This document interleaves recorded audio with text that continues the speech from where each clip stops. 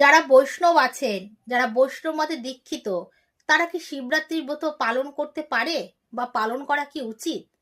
দেখুন, প্রথমেই বলছি, মহাদেব হলো পরম বৈষ্ণব, পরম বৈষ্ণব, এবং সে কিন্তু মানে পরম ভক্ত ভগবানের। ভক্ত না হলে পরম বৈষ্ণব হওয়া যায় না। তাই জন্য আমরা ভক্ত চরণ আশ্রয় করেই কিন্তু ভক্তিপথে আমরা এগাতে পারি বা ভক্তি আমাদের লাভ হতে পারে। তাই জন্য সেই পরম বৈষ্ণবের উপাসনা করা, তার ব্রত রাখা, তার কাছে যাওয়া, এ তো আমাদের সৌভাগ্যের ব্যাপার।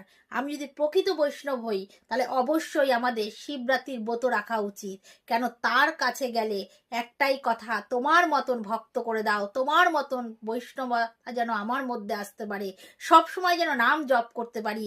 যেমন ত্রিপুরারি পঞ্চমুখে রাম গান করে, তেমন যেন আমরাও ভগবানের নাম করতে পারি।